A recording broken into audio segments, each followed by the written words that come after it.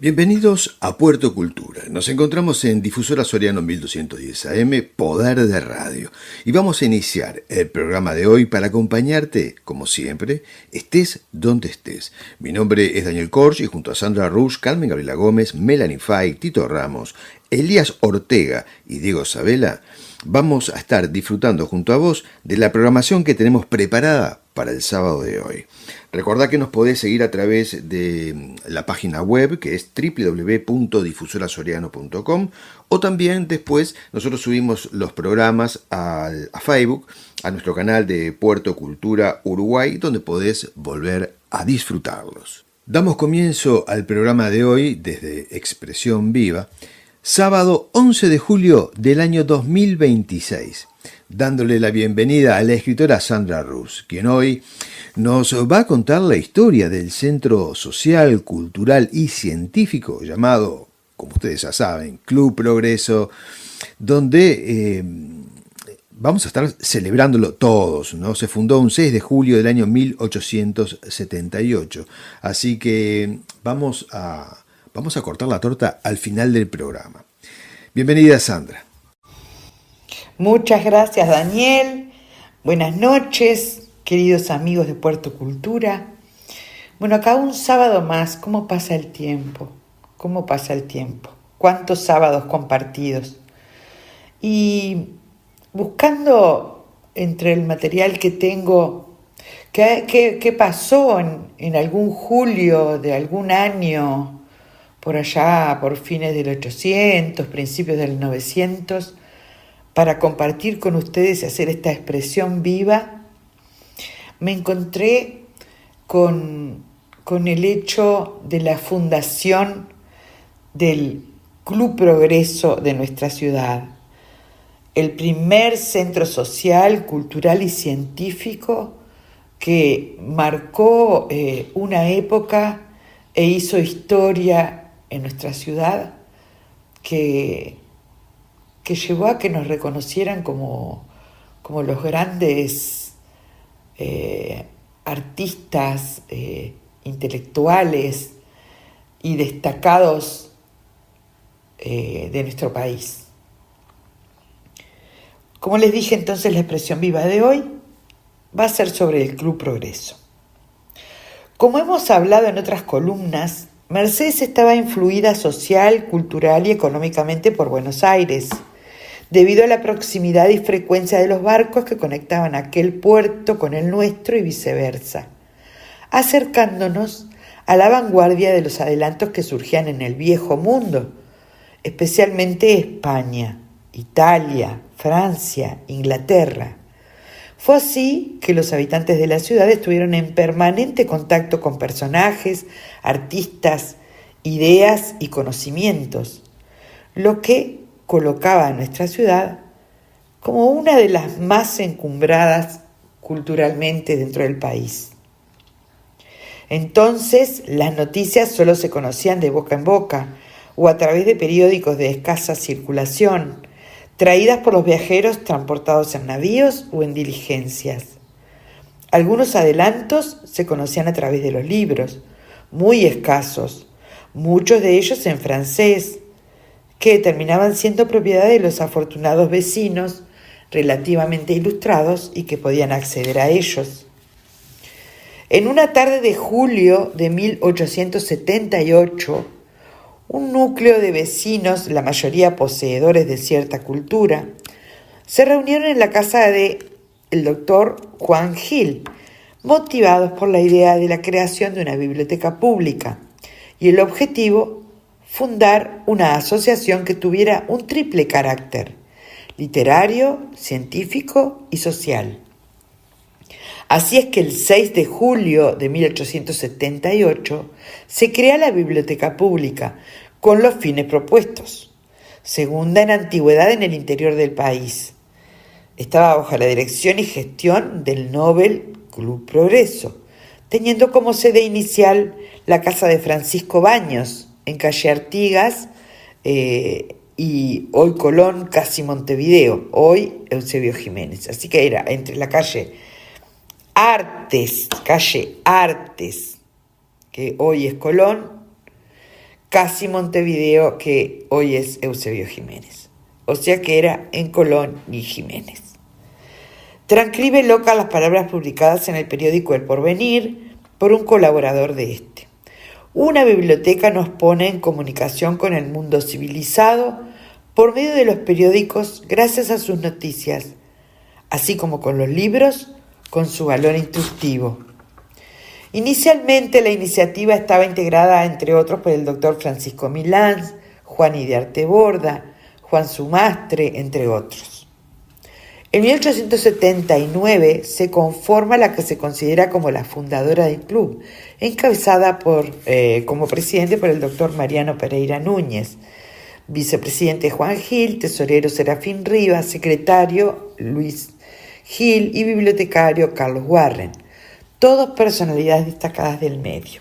Así que esa era la comisión directiva inicial. La biblioteca se fue integrando con el aporte de cada socio, haciendo entrega de un libro para el acervo, el que fue muy valioso dada la categoría de las obras que la conformaron. Se realizaban en él periódicas conferencias, cursos superiores y reuniones literarias, musicales y bailables. Se crearon cursos para diferentes grupos, entre los que se incluían los femeninos, y para niñas y niños, todos eventos de gran nivel social y académico. En 1880, el Club Progreso comienza con la edición y publicación de un periódico que lleva su nombre, con la consigna al pie que decía: órgano del Club Progreso y de intereses generales del departamento, dirección y redacción a cargo de la comisión directiva del club, figurando como colaboradores en el ejemplar número 42 del año 1 los señores Juan Gil, doctor Pedro Blanes, doctor Serafín Rivas, don Teófilo Gil, don Saturnino Camp, don José M. Ferreira. En noviembre de 1881 se pone la piedra fundamental de la futura sede. Para celebrar, los socios del Club Progreso organizaron para dicho mes una brillante y variada programación de acuerdo a sus fines. En uno de los eventos ocupó la tribuna la señorita Rita Díaz Ferreira, con solo 20 años de edad, de la cual hemos hablado y mucho, porque es una gran mujer que abrió camino a los derechos y que se ocupó durante toda su vida de colocar a la mujer en el lugar que se merecía. Fue una presencia inusual e inesperada en esa época, ya que el derecho a la oratoria correspondía solo a los hombres. Fue así que el Club Progreso dio lugar a las mujeres y su derecho a ser parte. Junto a Rita también se destacó Glafira Francia, formadoras y exponentes feministas sobresalientes por su actividad combativa. El edificio propio del club fue construido en la calle 18 de Julio, número 231, entre las hoy de Castro y Carayaga y Eusebio Jiménez, en un terreno que donó a esos efectos don Saturnino Camp. La inauguración se realizó el 25 de agosto de 1882. La construcción original fue quedando chica para la vida social y funcionamiento del club, por lo que posteriormente, para dar más amplitud al elegante edificio, tuvieron que adquirir predios linderos. El Club Progreso, dentro del cumplimiento de sus fines, creó el Club Infantil, dirigido por niños y dedicados a organizar espectáculos teatrales infantiles. Lo integraban los hijos de Rivas, de Gavito y Bellini, quienes figuran en su directiva. También patrocinó la creación de la Sociedad de Niñas Protectoras de los Pobres. En la directiva figuraban Sara Gavito, Amelia López Álzaga, Aide Chopitea y Herminia Gavito. Dentro de sus secciones o departamentos estaba el denominado social y de gimnasia. Muchas de las personalidades que hemos recordado en Expresión Viva estuvieron vinculadas y fueron artífices del cumplimiento del objeto de esta institución tan emblemática para la época, conteniendo en su artículo primero del reglamento aprobado por Asamblea el 25 de mayo de 1884 los siguientes fines: cultivar las ciencias, las letras, las bellas artes, el desarrollo de las fuerzas físicas y el espíritu de la sociabilidad, así como fomentar la biblioteca pública por él fundada, reformado el 1 y 2 de junio de 1900 bajo la firma del presidente Juan Sumastre y secretario Ricardo Pérez Vila, obteniendo la personalidad jurídica el 24 de julio siguiente. Desde 1892 había comenzado a sesionar en sus salones la luego Asociación Rural, llamada en aquellos tiempos Asociación de Ganaderos y de Agricultores, cuya acta fundacional es del 21 de abril de 1892, facilitando en parte la actividad del Club Progreso, pues lo apuntalaba en la fase económica, ya que los tiempos habían cambiado. Al crearse el liceo departamental, la actividad literaria del club comenzó a no ser necesaria dentro de la sociedad, que veía atender esas necesidades de una manera diferente y con más amplitud en los centros educativos. En 1907 se modificó la estructura total del edificio, incluso la fachada, pasando a tener 2 pisos, ocupando la biblioteca la planta alta. Poco después, a partir de 1912, constituidas otras sociedades menos aristocratizantes como el Centro Uruguayo, comenzó a decaer la actividad del Club Progreso. Habiéndose realizado gestiones para tratar de unificar ambas instituciones, sobresaliendo en este intento Luis Sansi, pero no logrando el éxito esperado. Todo ello llevó a que en asamblea del 17 de mayo de 1931, bajo la presidencia de Jorge Sifredi, se resuelva disolver la institución, vendiéndose tanto el edificio como el mobiliario, bibliotecas y todos sus enseres a la Asociación Rural, quien, luego de haber tenido sus inicios allí en ese edificio, se convertiría en la propietaria de la que sería la Casa de los Rurales. Fue este club un foco que irradiaba la cultura a través de sus más elevados cultores, habiendo desfilado por sus tribunas destacadas personalidades, apuntalando nuestra evolución social y cultural a través de más de 50 años de existencia, dice el profesor Lockhart.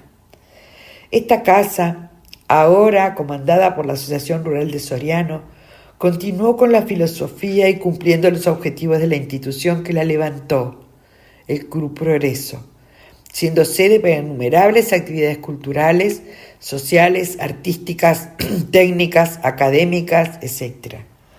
Las actas de todos los tiempos son un fiel testimonio de esto. Estas podían ser propias de la institución o de otras.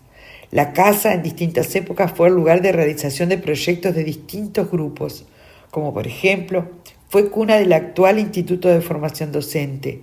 Funcionó en ella el Círculo de Ajedrez, los cursos iniciales de la Alianza Francesa, de la Escuela Americana, del Coro Municipal Ricardo Invernici, la Sociedad Pro Fomento de la Música y muchas más.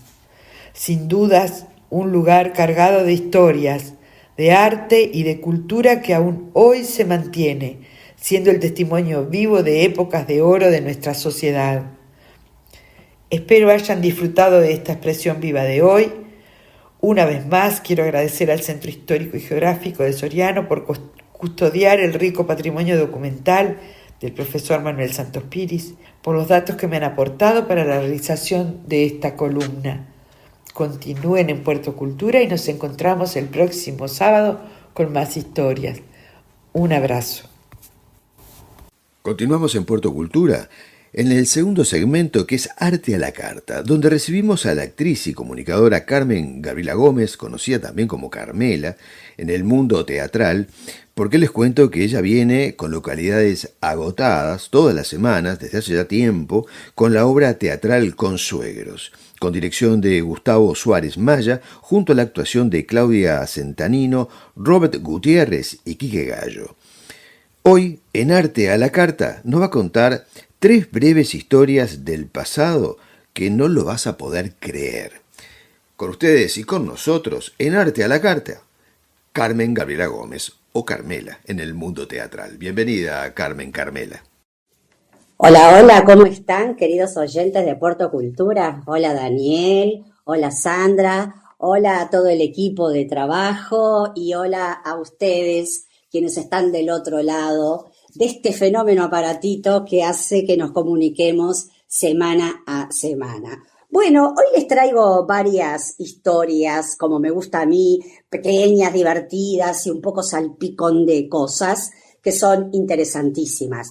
Una es la historia de Nellie Bly. Nellie Bly era una periodista que en 1887 se fingió estar demente para ingresar en un hospital psiquiátrico que se llamaba Blackwell's Island. Era exclusivo de mujeres y era el más temido de Nueva York. Para lograrlo, estuvo practicando mucho tiempo frente a un espejo, esto de tener la mirada vacía, la confusión, de manera tan convincente que médicos, jueces y policías quedaron convencidos, valga la redundancia, de que ella había perdido la razón. Pero lo que encontró al cruzar las puertas del manicomio, que era como se le llamaba antes, fue mucho peor de lo que imaginaba. Ella pretendía en realidad hacer un informe al respecto porque nadie sabía lo que pasaba ahí adentro y seguramente se observaba que la gente o bien no salía más o salía peor de lo que entraba. ¿Algo habrá cambiado, señoras y señores? Los pacientes eran obligados a comer, las pacientes, mejor dicho, eran obligadas a comer alimentos en mal estado, les daban baños helados, noches de frío extremo, sin cobija y jornadas enteras sentadas en silencio sobre bancos de madera largos, alineados, y no se les permitía comunicarse entre ellas. Bueno, muchas denunciaban golpes, obviamente, humillaciones y un trato cruel por parte del personal.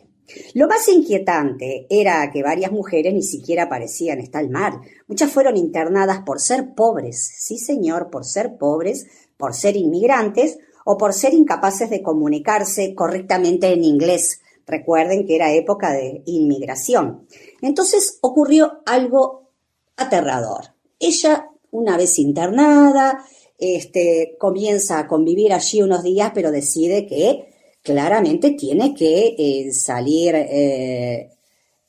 muy pronto de ese lugar porque era un desastre, ¿no? Y corría peligros a su vez de que le hiciesen alguna cuestión o le diesen algún medicamento, le inyectasen alguna cosa, todos los procedimientos de la época que hiciesen de que ella no pudiera salir más del lugar. Así que bueno, con el correr de los días, nuestra periodista dejó de fingir y habló con claridad. Habló con las autoridades de dicho lugar, respondió con lógica y explicó repetidamente que estaba perfectamente sana. Pero, por supuesto, lo que pasa siempre, nadie le creyó. Estuvo como 10 días más y cuando finalmente salió, publicó su investigación y provocó una enorme indignación pública. Las autoridades, bueno, ¿qué les voy a decir, no? Abrieron una investigación, aumentaron los recursos destinados a los pacientes y, bueno, ella con esta nota y con esta denuncia se dejaron al descubierto claramente abusos que habían permanecido ocultos sobre años. Fíjate vos en esa época, esta muchachita meterse, qué necesidad, ¿no? Si hoy pasase que hace no muchos años un grupo de médicos, no me acuerdo en qué país, resolvió hacer lo mismo y entraron como 4 o 5, fingieron, sí, enseguida les hicieron el informe médico, la patología era esquizofrenia, otros tenían bipolaridad, etcétera, etcétera, y bueno, quedaron internados. Cuando dijeron que eran médicos, claramente se armó un lío bárbaro, entonces los dejaron salir. Después de eso, estos mismos médicos mandaron a muchos pacientes, pero un montón de pacientes, 20, 30 pacientes, para hospitalizarlos porque en verdad tenían una patología psiquiátrica y ninguno fue internado por miedo. Entonces, estos médicos lo que querían justamente también era delatar eso. ¿Qué pasa entre la verdad y la mentira y bajo qué vara, bajo qué parámetro es que se hace el escrutinio final para diagnosticar y saber qué persona debe de quedar en un hospicio y cuál no. Y bueno, muchas veces pasa, ¿verdad? Pasa incluso con la gente que comete delitos, que a veces es inimputable y resulta que por ahí estaba fingiendo todo el tiempo, como también hay otras que no, que es al revés, que piensan que está fingiendo y realmente tienen dichas patologías. La psiquis, señores y señoras, es un misterio, no es un misterio, tiene que haber gente realmente muy entendida para poder afirmar con los escasos recursos que, por ejemplo, se tienen en este país, y sobre todo en salud mental, el destino de la gente que se conduce a los centros hospitalarios. Bueno, después les voy a hablar de Luis XIV. Otra vez viene Luis XIV. ¿Por qué? Porque escuchen una cosa. Hillary Clinton, Madonna y Angelina Jolie descienden de mujeres, escuchen bien atentamente, que nuestro rey Luisito, Luis XIV, ya lo conocemos todos a Luis XIV, mandó a la colonia canadiense, obviamente, ¿no? En 1663. Era llamada Nueva Francia, que es lo que hoy es Quebec, para que se hagan una idea, situado en Canadá. La colonia estaba a punto de desaparecer, y no por la guerra, por falta de mujeres. Sin mujeres no hay hijos, y si no hay hijos, no hay población en dicha colonia. Fíjense la importancia que tenemos nosotras. El rey que hizo pagó pasajes y le dio la dote a cientos de mujeres huérfanas y pobres.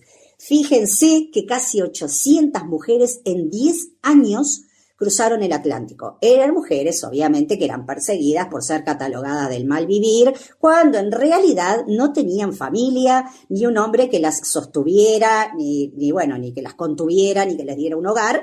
Entonces andaban deambulando por la calle porque no tenían familia. Ellas, llegan a América, ¿no? A la Nueva Francia, se casan con los hombres que ya habitaban allí, los lugareños en su mayoría. Enseguida se dispuso a dar hijos al poblado. En promedio tuvieron 5 hijos por familia, que para la época era bastante. En 10 años la población aumentó de 3 a casi 7 millones de habitantes. Hillary dice que tiene 4 antecesores, Hillary Clinton. Madonna tiene una llamada Annie Lesenier y Angelina Jolie se le atribuye otra llamada Denise Colin. O sea que ellas son descendientes de esas directas, de esas chicas que en alguna época antepasada, siglo XVII, Luisito mandó a la colonia francesa en Canadá. ¿Qué me dicen? Bueno, ahora vamos a pasar a algo interesantísimo que a todos siempre nos llama la atención, que es el fantasma de la ópera. El fantasma de la ópera, ustedes más o menos conocen la historia, que es un fantasma que, habita en un teatro y que hace líos todo el tiempo. Ahora se van a enterar. El fantasma de la ópera tiene 1 millón de años, ha dado vueltas por aquí y por allá, y realmente es un misterio si fue verdad, si es mito, si es fantasía o si está inspirada en ciertos hechos. Entonces yo me puse a investigar un poco a ver de qué se trataba y les voy a transmitir lo que estuve leyendo por ahí. Resulta que en el famoso Palacio Garnier, Garnier se dice en realidad porque es francés, durante la Belle Époque, en mayo de 1896, es lo que dice la crónica de la época, la gente disfrutaba de la función. Era un palacio, imagínense lo que era aquello, ¿no? Y dentro del palacio había un teatro fastuoso, realmente fastuoso.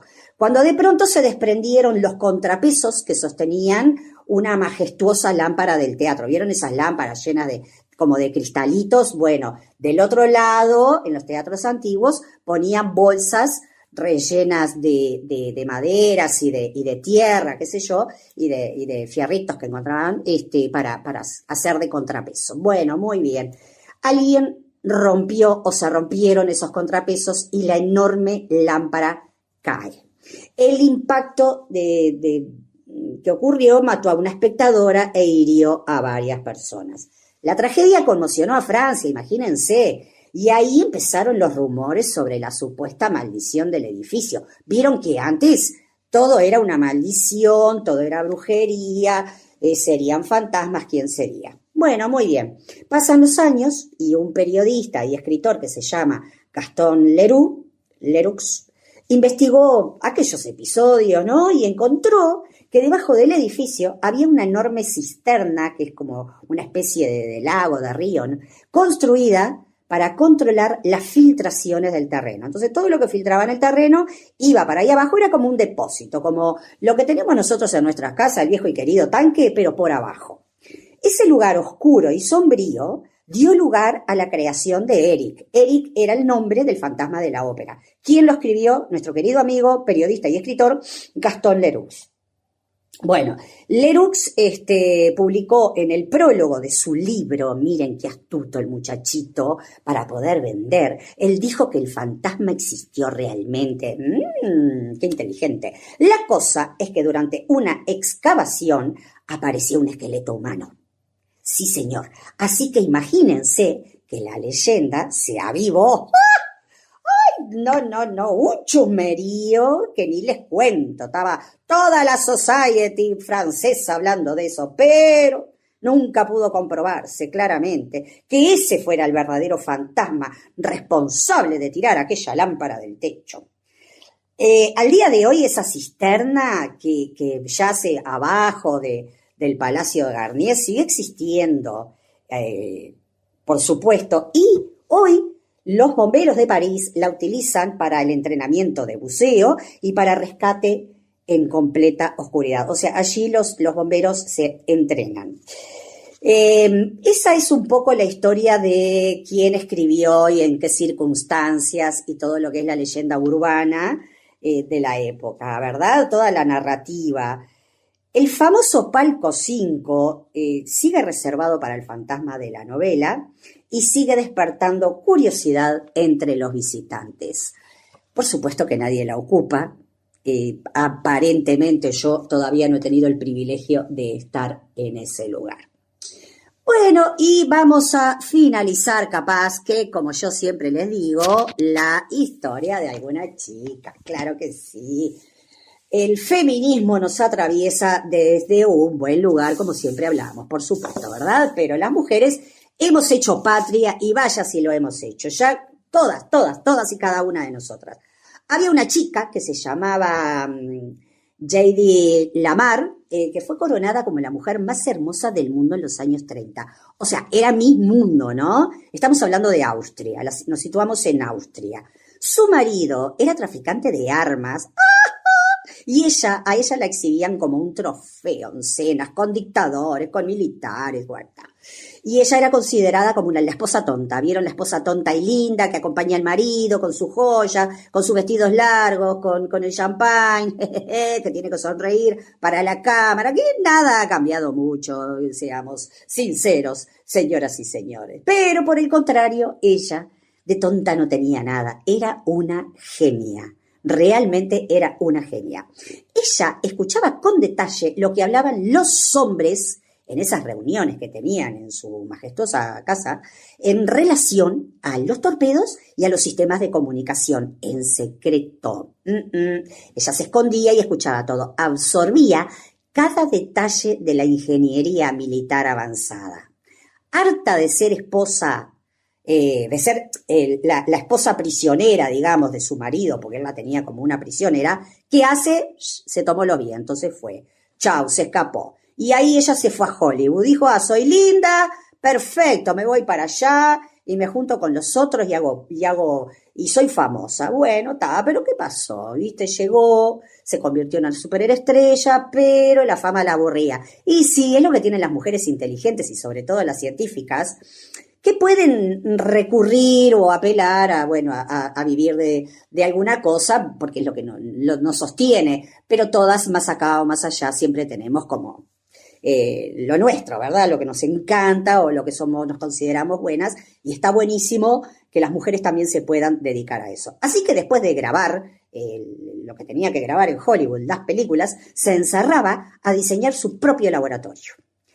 Viene la Segunda Guerra Mundial y ella, ¿qué hace? Inventó un sistema brillante llamado salto de frecuencia. Sí, señores y señoras, es la inventora del salto de frecuencia, que consistía en hacer imposible que los nazis bloquearan las señales de radio de los aliados.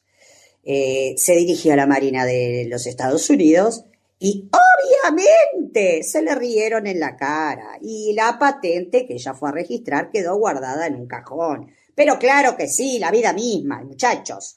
Hoy la invención es la base de las comunicaciones inalámbricas modernas.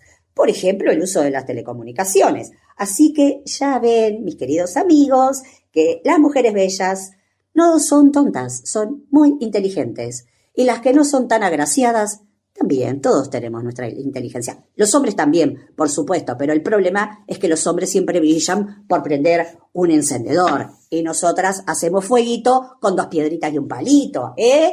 Bueno, con esto y un bizcocho nos encontramos el próximo sábado a las 8 p.m. Bien amigos, ya promediando el programa, en la lupa literaria vamos a estar conversando sobre Juan Carlos Onetti, considerado uno de los escritores latinoamericanos más importantes de nuestro país y también de Latinoamérica.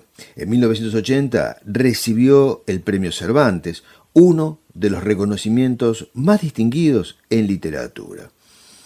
La novela que vamos a tratar hoy, El Pozo, es una de sus obras más importantes y que además fue escrita en una circunstancia muy especial sobre la cual vamos a ver un poquito más adelante. Los personajes principales, o el personaje principal, mejor dicho, es Eladio, que cree que la vida es una suerte de situaciones muchas veces, o la mayoría de las veces, desafortunadas, según, obviamente, Onetti, ¿no? que tuvo también una vida muy particular y eso se refleja en sus cuentos.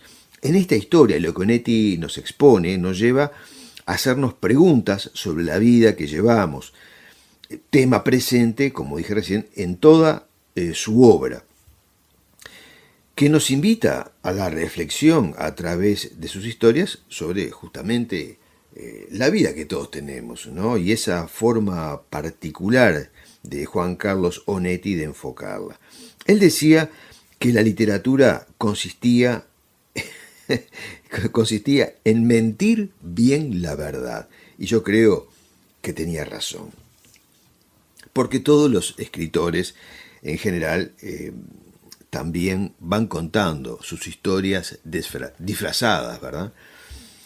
En general, tanto aquí como en las demás historias que escribió, sus personajes son marginales de la sociedad, personas que no tuvieron oportunidades o no tuvieron segundas oportunidades, personas muy comunes que se adaptan a la vida de todos. Por eso creo que de alguna forma todos conectamos con los cuentos de Onetti. O sea, El Pozo es una novela de ficción que fue publicada en 1939. El personaje principal es Eladio Linacero, no recordaba bien el apellido, y este se encuentra en un periodo de su vida, ya promediando los 40 años, donde se plantea la vida en general y su sentimiento hacia ella. Él cree que todo es inútil y que la comunicación entre las personas realmente no se da. Algo sobre lo que también hoy nos preguntamos, a muchos años de publicada esta novela. Hoy hay otras situaciones planteadas, como lo es la atención que le prestamos a las redes sociales y cómo perdemos justamente la atención cuando tenemos la oportunidad de estar con personas en vivo. O sea que sigue siendo El Pozo un cuento, una historia muy actual. El personaje central busca respuestas, o más bien coloca en el lector la misma búsqueda, porque entiende que escribiendo puede hallar esa conexión y así encontrar el sentido de su existencia. Eso es lo que ocurre con el personaje y paralelamente es lo que va ocurriendo con Onetti. ¿Se dan cuenta? Eladio va construyendo un balance entre los hechos positivos y los negativos de su vida. O sea que la imagen que nos transmite de sí mismo es así. Y el personaje Eladio es como él se siente en ese interior. Por eso es muy similar el personaje al escritor y refleja lo mismo en el lector. O sea, en ese momento él es muy descriptivo y lo muestra sin afeitar, sucio. Yo qué sé, él se siente como muy pesado, muy denso, ¿no? Además el clima no lo ayuda, hay mucho calor, al igual que en ese espacio en que se encuentra, entonces se siente como comprimido y toda esa imagen que va dando de estar sudado o sucio o sin afeitar, genera ese clima desagradable, porque es lo que él está transmitiendo, ¿no? O sea, Onetti busca transmitir justamente eso. O sea, ese clima interno y externo que maneja Juan Carlos Onetti en esa situación, de alguna forma sí nos transmite la misma sensación y la misma pesadez. Incluso escribe. Es cierto que no sé escribir, pero escribo de mí mismo. Entonces ahí está reflejando la realidad de lo que está haciendo, digamos que en vivo, ¿verdad? Eladio es el tema central y se está escribiendo a sí mismo. Y notamos que le cuesta abrirse al mundo como persona. Tema que se encuentra muy cercano a la realidad del mismo Juan Carlos Onetti, por lo que nos queda muy claro, o sea, no nos queda muy claro si todo es una ficción realmente o si se trata de una verdad apenas ficcionada. Mucho de esto ustedes lo pueden encontrar también en comentarios que dejó Idea Vilariño sobre la relación que tuvieron. Hoy, en la actualidad, hasta se podría decir que era una relación tóxica, porque era ir y volver y convivir con Onetti era difícil, era una persona muy difícil. Sin embargo, con Idea Vilariño tenían esa conexión o esos permisos o esa manera de entenderse, ¿verdad? Bien, sigamos sigamos con la historia. Eladio, al escribir, intenta escapar de su realidad, inventando historias, y el lector, ¿qué pasa? Se da cuenta sobre la enorme dificultad en la que está el personaje. Pero claro, una vez que entras en la sintonía de que Onetti vivía lo mismo, vas haciendo las dos lecturas al mismo tiempo. Esta novela El Pozo también nos permite pensar sobre lo que pensaba la sociedad de 1939, tanto de los procesos revolucionarios en Europa Oriental como también sobre lo que se pensaba al comienzo de la Segunda Guerra Mundial. Lo que pensaba la sociedad, soy claro, ¿verdad? Esto transmitido a través de Eladio y contado también por Onetti. Esta novela, El Pozo, fue escrita en un momento muy particular para el autor, porque él fue un gran fumador, hasta el último día de su vida, y en el momento en que comienza a escribir, ¿qué pasaba? No tenía cigarrillos, o sea, había escasez y no era fácil conseguirlos, y los sábados y domingos, no había venta de cigarrillos, por lo cual, antes del fin de semana, todos los fumadores, inclusive Onetti, tenían que salir a comprar lo que fuera, la marca que fuera, porque además no se podía quedar sin stock. Sobre todo un fumador como él y como lo era el personaje Eladio. Entonces tenía que ser muy previsor de los cigarros que le quedaban y cómo los conseguía. ¿Y qué sucedió? Llegó el viernes y Onetti no compró cigarrillos. Se le pasó, no tuvo tiempo y cuando salió a buscar no encontró en ningún lado. Pero eso es la verdad. Eso es cierto. Entonces, el mal humor se hizo notar y para amortiguar ese malestar, ese vacío, esa necesidad, la depresión se apoderó de él y así fue que escribió El Pozo. Y el nombre lo dice todo, una novela corta que la escribió ese fin de semana y aunque él desmintió siempre que no tenía nada que ver con lo que vive o vivió o siente él como persona, y que es lo que escribe Eladio, el personaje no tiene nada que ver con el propio Onetti. Obviamente que después las cosas se supieron y yo personalmente tampoco lo creo. Fue ese momento, ¿no? Pero no lo vamos a discutir. Onetti era así, no se le podía discutir, a él no se le podía discutir. Acabo de contarles que era una persona muy difícil y que poca gente lo podía tratar, sobre todo Idia Vilariño. O sea que se dan cuenta de lo terrible que era él y cómo lo dejó escrito. Como les decía, esta historia, la historia de Onetti, esta realidad sobre cómo escribió esta novela, es muy conocida. Y él mismo, hay un video que se vio después, más o menos lo aclara, está en YouTube, lo pueden encontrar. Y la similitud con su vida, entre la de Eladio y Onetti, es innegable. Aunque él anteriormente lo había negado, uno allí puede ver que lo que le ocurrió a él es lo que sucede en esta historia del pozo, ¿no? El pozo significa ese agujero por el que se metió para contar la historia de Eladio mientras sufría la abstinencia de no fumar. O sea, la novela El Pozo tiene varios niveles de interpretativos, ¿no? Pero vamos a ver algo bastante particular de la novela. Esta historia comienza así: no tengo tabaco, no tengo tabaco.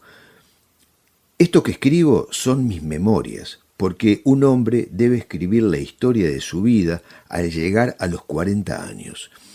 Sobre todo si le sucedieron cosas interesantes. Lo leí no sé dónde. Así lo escribe Onetti. Estoy leyendo del libro. Lo que cuenta Eladio son relatos que no se sabe bien si son recuerdos, fantasías, divagaciones o aventuras. Y así aparecen distintas historias que se van uniendo en la cabeza del protagonista, ¿no? O sea, son muchas historias, como dije recién, que forman parte del pozo. O sea, La cabaña de troncos, que es una historia de misterio, policial además. Después viene Alaska, que es como otra historia, pero del oeste. Además, claro, a Onetti le fascinaba las revistas, los cuentos, las publicaciones que en ese entonces había sobre el lejano oeste, ¿no? Después hay una que cuenta sobre un espacio urbano, una mujer janca, una mujer frágil, inteligente, ¿no? Bueno, que cuenta el lugar en donde vive Eladio. Ahí se mezcla una historia dentro de la otra. Es fantástico, ¿no? Después hay otra que se llama Holanda, que allí hay mucho sexo, hay un tema de mucho sexo. O sea, es una historia sobre una prostituta y con Eladio. Está muy buena también. Todas están buenas. Después está la bahía de Arak, que parece ser una historia de piratas, que también le gustaban las historias de piratas a Onetti, ¿no? Fantasía, una irrealidad, genial, una genialidad. Lo que me parece es que cuando Onetti escribe El Pozo, en su cabeza había muchas historias que Onetti había leído en revistas, como dije recién, que circulaban entre los años 20, 30, las de cowboys, las de piratas, ciencia ficción, policiales, fantasías, y toda esa literatura de pasatiempo es la que él utiliza para inspirarse y construir la trama de El Pozo. Asunto permitido en lo que es literatura. Esto no, si alguien piensa que es plagio, no, porque él toma elementos para construir su propia historia, ¿no? En síntesis, El Pozo es una de esas novelas que, a medida que pasa el tiempo, yo creo que se disfrutan más o se entienden mejor, y más cuando uno también se involucra en conocer la propia vida del autor. Una novela que lleva más de 85 años, ¿no? Y que sigue sorprendiendo. Sin duda, Onetti era una persona muy particular, como dije, pero bueno, muchas veces los grandes artistas tienen esa faceta, ¿no? Imposible convivir con ellos ni siquiera pueden convivir con ellos mismos, pero sacan de ese mundo conflictivo lo mejor para todos los demás, para todos nosotros. Y eso realmente así funciona el arte. Es una pesadilla para el propio autor que tiene que plasmarla en un lienzo si pinta, en la música si es músico, en la actuación, en el histrionismo de la actuación o en un papel como lo hace cualquier escritor. Espero que hayan disfrutado de este encuentro con El Pozo, con Onetti y en esta instancia con ustedes en Puerto Cultura. Nos encontramos el próximo sábado con otro autor, otras historias. Adiós. Bien, queridos amigos de Puerto Cultura, escuchas fieles en Difusora Soriano desde hace tantos años. Ya ahora en el cierre del programa, de este encuentro entre amigos, como decimos nosotros, vamos al último espacio, que es Palabras Más, Palabras Menos, y vamos a conversar un poco sobre para qué nos sirve la literatura, ya que hablamos de Onetti, ya que hablamos de tantas cosas relacionadas a la escritura, ¿no? O sea, todos leemos o hemos leído alguna vez. También conocemos algunos escritores famosos, por lo que leemos, por entrevistas, por películas, por documentales o por lo que los hemos conocido personalmente, nacionales y también extranjeros. Pero nos preguntamos, ¿sabemos realmente qué diferencia hay entre los tipos de textos que se escriben? O sea, ¿para qué sirven unos y otros? La literatura es el arte de la palabra y la utilizamos para describir sensaciones, emociones, imágenes y también hechos. Desde el comienzo de nuestra humanidad se ha buscado dejar un registro de todo cuanto nos ha sucedido, en algunos casos de forma oral. Las mitologías, las historias mitológicas, es eso. Y en otros casos de forma escrita. En la literatura el uso del lenguaje es estético y se conecta con el lector a través de lo que dijimos recién, de las emociones. O sea, en el lenguaje literario todas estas expresiones están dentro de un universo artístico. Pero hay varios universos. O sea, estos universos son el narrativo, el lírico, está el ensayo y está la actuación. En grandes rasgos me refiero, ¿no? Cuando estábamos en el liceo y nos enseñaban matemáticas, la mayoría, por ejemplo, ¿qué sucedía con la mayoría? A medida que subía el nivel de conocimiento matemático, íbamos a un punto más abstracto y confuso, que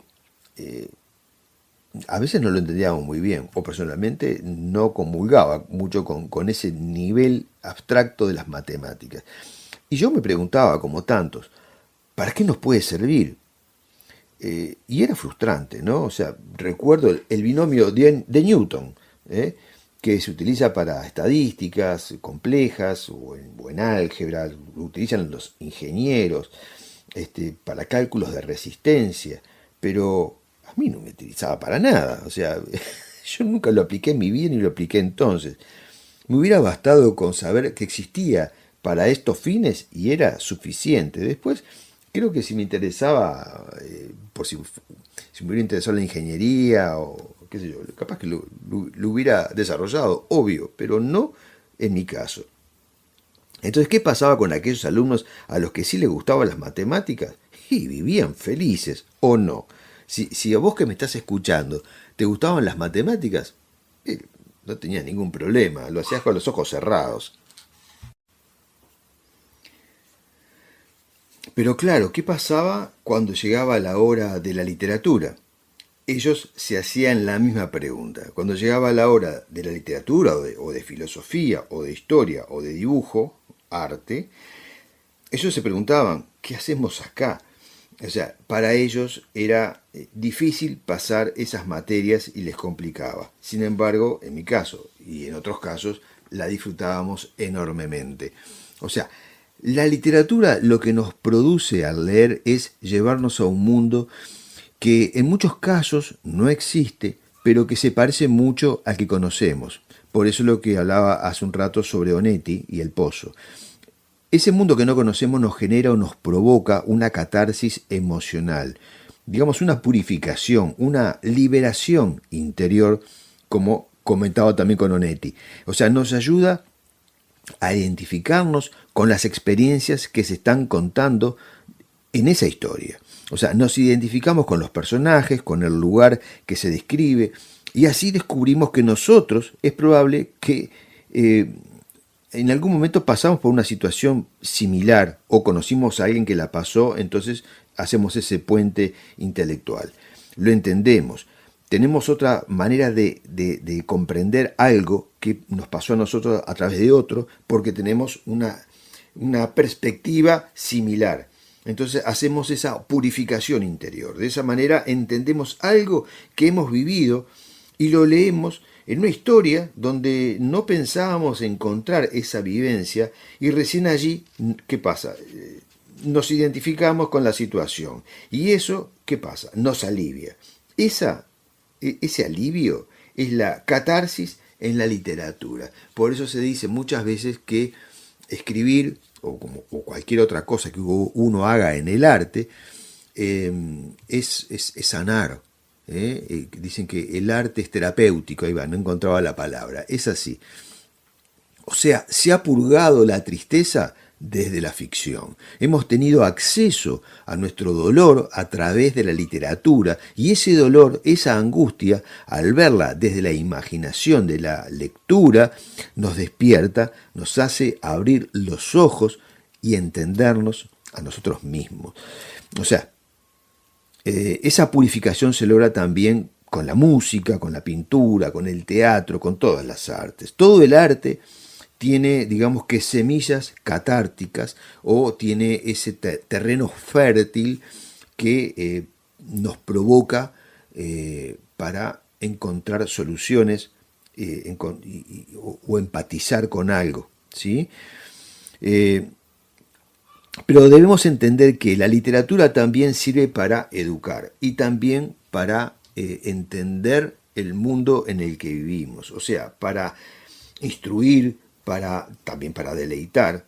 Hubo un filósofo científico, un sabio griego, Aristóteles, que vivió en el año 332 a.C., que decía que la catarsis en el antiguo teatro griego servía para redimirse, o sea, para liberarse, mientras se veía una representación que le proyectaba al espectador una realidad ficcional que él también había vivido.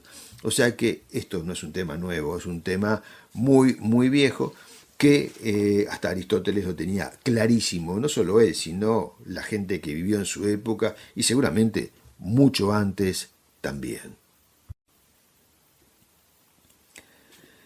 Y bien, ya para ir redondeando este tema planteado acá sobre para qué sirve la literatura.